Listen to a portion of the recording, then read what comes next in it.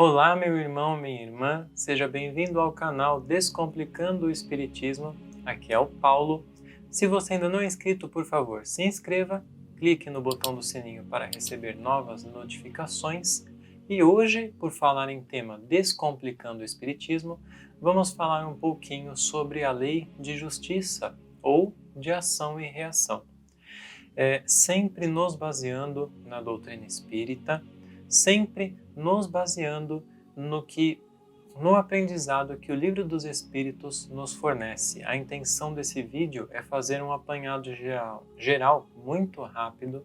Sugiro que seja feita sempre o estudo do Livro dos Espíritos, onde você vai poder compreender com muito mais profundidade tudo o que abarca essa lei, esse entendimento. Mas apenas para dar uma pincelada muito geral sobre isso, nós vamos voltar lá no Velho Testamento, quando Moisés, naquela época, instaurou ou existia a lei do olho por olho, dente por dente, que significava o quê? A pessoa foi e matou meu irmão, eu vou e mato a própria pessoa ou o irmão dela porque eu me sinto nesse direito. Com o avançar do entendimento e com a vinda do Mestre Jesus, ficou absolutamente claro que isso não era correto, e não só porque alguém estava dizendo, mas porque quando fazemos isso, angariamos problemas para nós mesmos, criamos uma relação de débito com aquelas pessoas, com aquele erro que nós fizemos. É por isso que Jesus colocou no seu Sermão do Monte, fazendo a oração dominical, o Pai Nosso, perdoa as nossas dívidas como nós perdoamos aos nossos devedores. Um pequeno adendo, muitas pessoas falam perdoai nossas ofensas.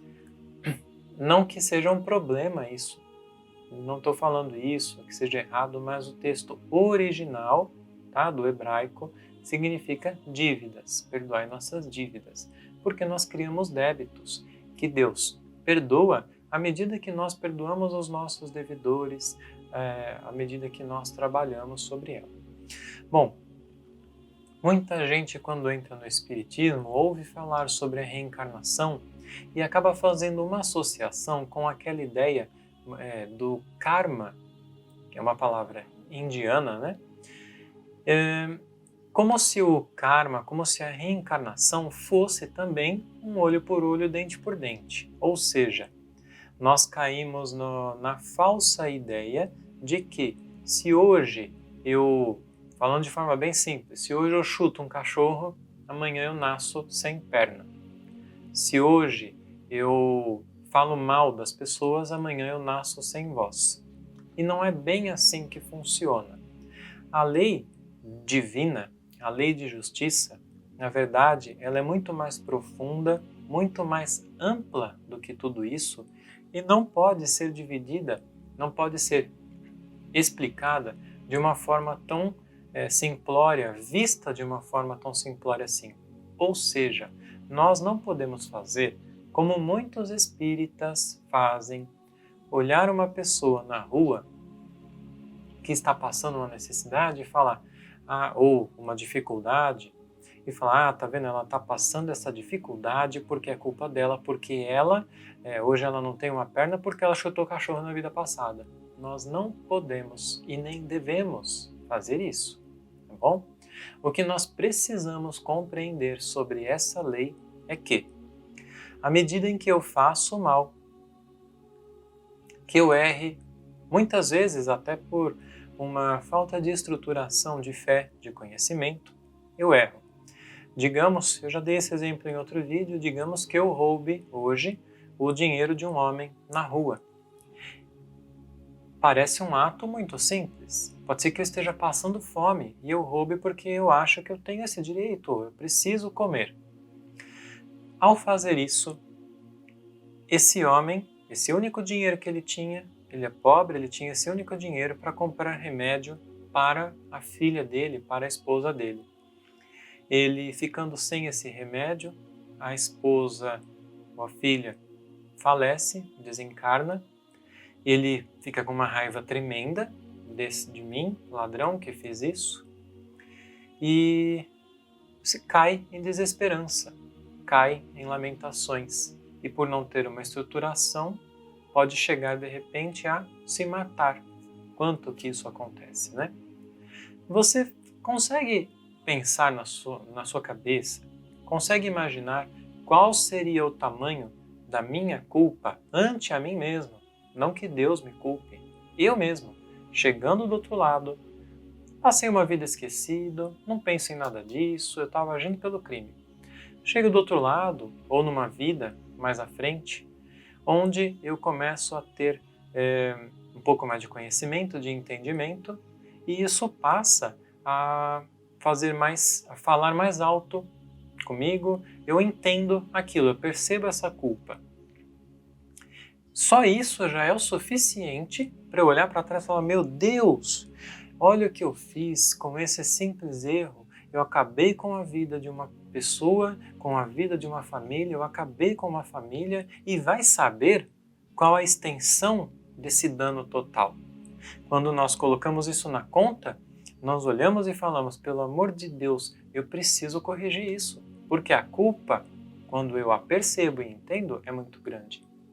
Então, eu peço, muitas vezes, numa nova oportunidade de encarnação, que eu possa estar junto dessas pessoas. Então, se eu roubei, agora eu vou assumir o compromisso de trabalhar ativamente, de restituir todo esse mal que eu fiz para aquela família. Aí, nós vemos o lado de que, muitas vezes eu vindo dessa família, pode ser que aqueles espíritos não estejam totalmente, não tenham me perdoado totalmente, mas que percebam que faz parte e tá bom, então vamos lá. Então, eu terei, na próxima vida, muitas dificuldades. Muitas vezes, aquela dificuldade da pessoa difícil, do parente difícil, que não nos ama, que não nos quer bem. Isso, é claro, é também um erro dele? Mas quem sou eu para julgar? Eu não sei, teoricamente, né? Eu não sei o que eu fiz, mas eu sinto dentro de mim que algo não está muito certo. E, se eu entendi e tenho um propósito firme, eu sei que eu vou ter que trabalhar e fazer de tudo, mesmo aquela pessoa não me amando. Vou fazer de tudo para corrigir isso. Certo? Agora, vamos olhar outra consequência desse ato. Aconteceu tudo aquilo, aquele pai se matou. Em espírito, enquanto eu estou encarnado, ele, em espírito, pode vir a se tornar um perseguidor. Ele e talvez a mulher dele, a filha dele, que morreu por falta do remédio, talvez esteja na mesma vibração, na mesma condição e passe a me perseguir. Daí então vem as dificuldades enormes, as perseguições espirituais, as obsessões. Dependendo da extensão dessa obsessão, ela pode se estender por mais de uma vida e começar a haver uma troca. Dependendo do tamanho dessa obsessão, dessa perseguição, essa culpa que permanece em mim, por mais que eu tenha tentado apagar ela, essa culpa permanece. E esse irmão que está no plano espiritual está aqui na minha cabeça, no meu ouvido o tempo todo, culpado, culpado, você fez isso, eu vou acabar com você. Então, isso passa a me consumir. Eu começo a ter pesadelos, eu começo a de repente, ouvir vozes, culpado, e isso passa a me consumir. Então, eu posso de repente adoecer e morrer. Chegando do outro lado, como eu estarei? Eu posso continuar sendo perseguido por esse irmão. Eu posso pedir perdão para ele entender o que eu fiz, ou eu posso, com orgulho, continuar na raiva. Digamos que esse irmão, então, venha a reencarnar e eu continue lá em cima. Aí eu teria a chance de ou entender tudo e tentar agir, fazer o bem, de repente até voltar na mesma família, ou passar a ser o perseguidor. Quando eu faço isso, aí eu adquiro mais débito para mim. e dificulta a vida dele. E quando ele vier a desencarnar, aí vai ser a vez dele, vai ser o papel dele. Então, muitas vezes, esses papéis vão se trocando, se invertendo em perseguições que duram séculos, muitas vezes, por conta da inobservância do Evangelho. Portanto, nós temos que ver o quão grandes são as extensões de um ato que, às vezes, pode parecer muito simples, mas que transgride as leis divinas. Mais um aspecto. Quando a culpa me bate, ela atinge o meu ser espiritual, ela atinge a minha estrutura espiritual, chamada perispírito, que é o que dá essa camada intermediária que faz o contato entre espírito e corpo encarnado. E eu plasmo no meu perispírito essas dificuldades morais. Portanto, por exemplo, se eu passei a vida praticando o mal com a minha garganta, com a minha boca, pode ser sim que eu plasme pela minha mente, eu somatize no meu perispírito uma dificuldade muito grande nesta área e que eu venha numa próxima vida com esta área dificultada. Eu não estou falando que as pessoas mudas é por causa disso. Não, não é assim. Muitas vezes, pelo contrário, porque quando nós entendemos, pode ser que pela culpa eu falo, meu Deus, meu espírito, me ajudem, porque os espíritos ajudam a gente nesse planejamento, né? Os espíritos amigos superiores. Me ajudem, eu quero vir mudo, porque eu não quero mais falar mal de ninguém. E aí acontece o quê? Não, não, não. Você vai vir com a sua garganta em perfeito estado, você não vai ter uma doença sequer. Sua boca vai ser maravilhosamente bonita, limpa, saudável. Não vai ter nenhum dente torto. Porque você precisa aprender a usar a sua boca para o bem. Portanto, vejamos como é tão extensa e como cada caso é tão singular. Por isso que não nos cabe observar a falta alheia, observar a dificuldade dos outros, querer dizer, fulano está assim porque fez isso, ou na próxima vida vai nascer de tal jeito. Não, não. Cabe observar apenas a nós e entender que o que eu fizer, para bem ou para mal, ficará registrado indubitavelmente em mim, na minha mente e no meu perispírito. E em próximas encarnações eu viverei o bem ou o mal que eu fiz nessa vida, não exatamente o mesmo. Quando eu chegar ao ponto de compreender, essa vivência vai ser através do trabalho. Eu vou trabalhar, eu compreendo e agora eu vou trabalhar para sanar esse mal.